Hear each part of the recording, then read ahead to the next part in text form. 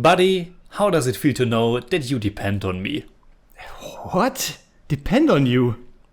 Come on, I know that you can't do anything without me. I actually believe that you think about me and this channel all the time. It's all you live for, it's all you have.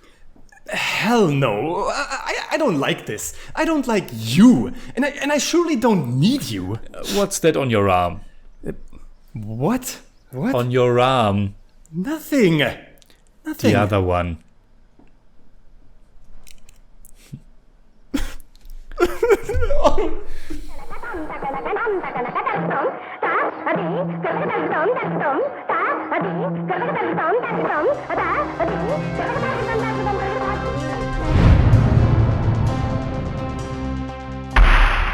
Servus Freunde, my name is Jimmy Cage. And I'm Deniz, the Buddymeister. We have reviewed almost 400 Indian movies on the channel, and today's one was once again directly picked for us by one of our awesome Balachander tier supporters. If you want to choose something for us as well, please consider becoming a part of the channel yourself. Nizhal Nijamagiradhu is a 1978 Tamil language romantic drama that was written and directed by K. Balachander. It stars Kamal Haasan, Sarat Babu, Sumitra, Hanumantu and Shobha. It's a remake of a Malayalam movie from 1969 called Adimakal. The film is available on Amazon Prime, and while the image and audio quality are okay, the English subtitles are definitely a challenge. It was honestly a total mess, and while you understand the essence of what is said, you really lose all of the nuances, and I'm pretty sure that a lot got lost in translation with this one.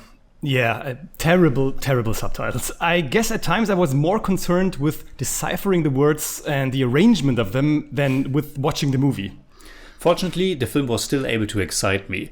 While it has flaws or idiosyncrasies of movies of that time, its positives shine so much brighter. I thought this movie has really a lot of heart and such a good and powerful message. Absolutely. I like this movie very much. This parallel cinema vibe, the atmosphere, the whole structure of a story that really breaks open after about an hour when it changes from being like happy-go-lucky and playful to dramatic and quite dark is great. And the story is quite hard to break down in just a few words, but I'll try. So, there's Tilagam, a young girl from the village who comes to work as a servant in Charlam's and Indumati's house. After a little fling with Charlam, Tilagam becomes pregnant, but he denies having anything to do with it. Yeah, a real class act. Exactly. Tilagam gets driven out of the house, but she gets support from Sanjeevi, a friend of Charlam, and Kasi, a deaf servant who loves her more than anything. It's probably also important that there's a second love story, the one between Sanjeevi and Indumati, which also presents itself as rather complicated. The title can be translated as Illusion Becomes Reality, which refers to the small daydreams that Tilagam has. I really love this little prologue, the introduction before we get to the opening credits, where we are introduced to Tilagam, this poor young girl from a small village. She doesn't have much money, but she has imagination and wit, and she also has a kind heart. Tilagam is played by Shobha, who has several films to her name as a child actress before she won the National Film Award for Best Actress for the movie Pasi 1 year after Nizhal Nijamagiradhu. Tragically, she was only 17 years old when she committed suicide. I was fully on board with the film for the first 30 minutes or so. How Tilagam is starting to work for the siblings Charlam and Indumati, how she meets the other servants in the house, also how she mocks everyone's little quirks.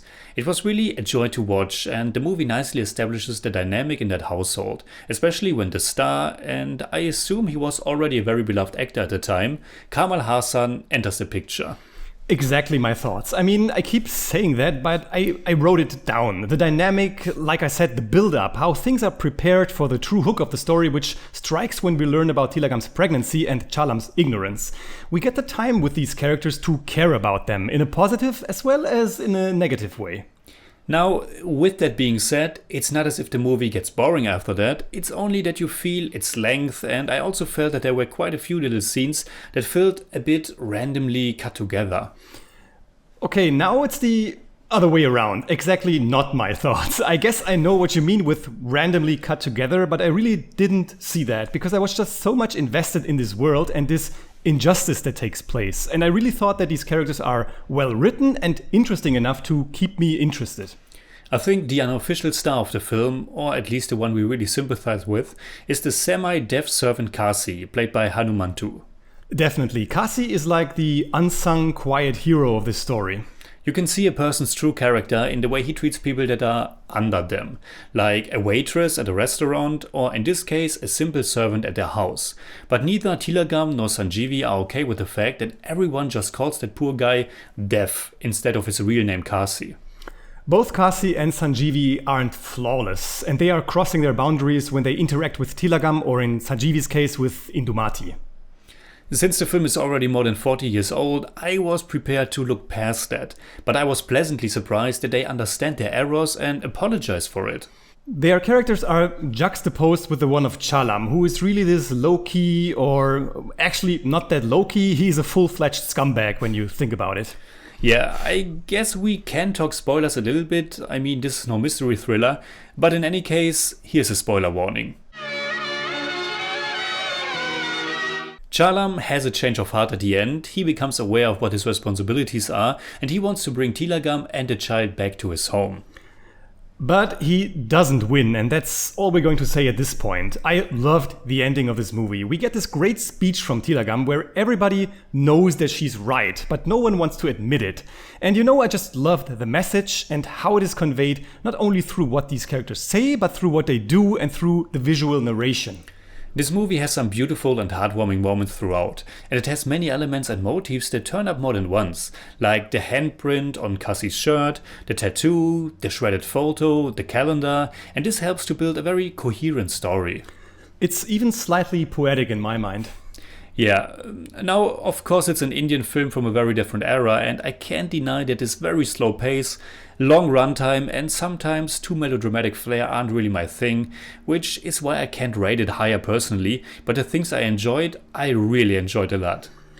I'm kind of surprised that I liked it as much as I did and that I liked it more than you, but with this movie I really have the feeling of having found a little treasure that I want to keep close to my heart. And that's what it's all about. So, what would we say in German about Nizhal Nijamagiradhu? Nizhal Nijamagiradhu ist ein gut ausbalancierter Film, der als spielerische Komödie beginnt und dann zum waschechten Drama wird. Und K. Balachander erzählt diese Geschichte äußerst elegant und herzerwärmend.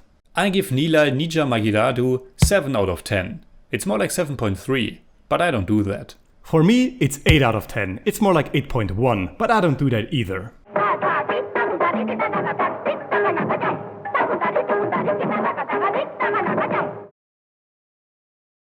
Did you know that, according to a survey, 17% of the people who have tattoos regret having them? The most often reason for that regret is it's the name of another person.